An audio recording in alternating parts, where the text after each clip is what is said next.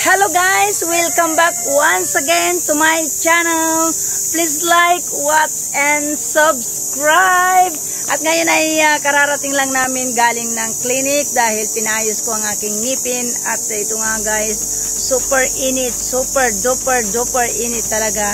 Kaya nandito ako sa labas dahil wala lang, magpapahangin kasi sobrang init doon sa loob ng bahay. Tingnan nyo guys yung aming bahay. Yan, nangangasol. So, bagong pintura lang. Dahil nagkaroon ng konting pera, so pinayos ko yung aming bahay. Last year kasi ay pinatanggal ko yung mga bintana. Pinaayos namin. At ngayon naman ay pinapinturahan namin dahil sobrang kupas na talaga yung kanyang pintura. Kaya, ayan, tapos na yung pintura niya dito sa labas. At the following day ay isusunod naman doon sa loob. So, ayan guys, ang resulta ng kulay ng aming bahay. So, ayan, nandito ako sa silong ng mangga. At magpahangin-hangin muna tayo dito. Saglit kasi sobrang init doon sa loob. So, ito yung pininturahan din nila yung aming gate ng blue. Yung sobra nilang nagpintura ay pinahid na diyan. Kaya lahat ay nangangasol. Ayan. So, ayan. So, ang aming paligid parang nasa desierto kami dahil sobrang init talaga. Sobra, as in sobra. So, lagi tayong uminom ng tubig. Kung dati ay hindi ako uminom ng tubig na masyado. Ngayon, nakakaubos ako ng isang pitsil, 2 pitsil na tubig na malamig dahil sobrang init talaga. Tingnan nyo guys. Sobrang init, sobra. Kaya kailangan nyo magsalamin kahit pupunta lang kayo sa tabi-tabi dahil napakatirik ng araw, napakasakit sa mata. Kaya ito guys, yung paligid. Ayan, sobrang init. Sobra as in sobra. So, ayan. Ito na guys, yung bintana namin noon na nirenovate last year. Ngayon umuwi ako after 1 year. Umuwi ako dahil exit ko naman talaga. Ayan. So, medyo okay na ng konti yung pintura niya dahil ayan, dito ang napili namin kulay blue para ma-highlight naman ng konti. Ayan. Dito na ako sa likod. Ayan. So, ayan, mangga pa rin sa paligid natin. Ayan. Mangga. Yung daming mangga.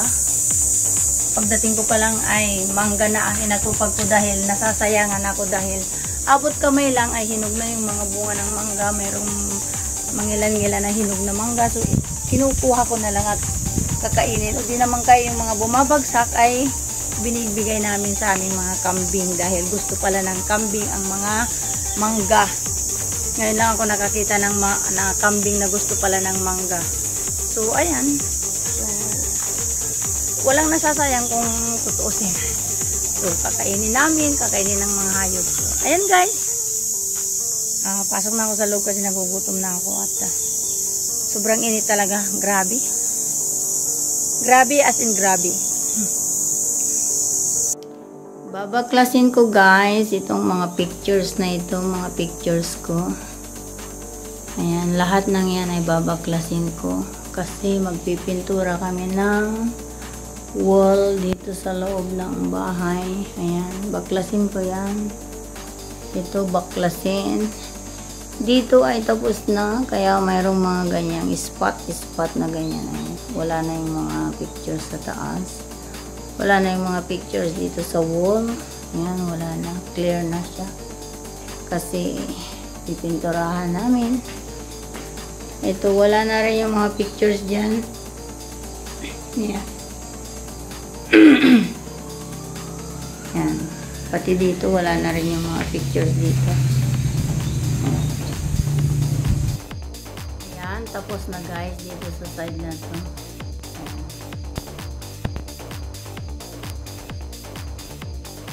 Ayan. Ito na lang last na tatanggal.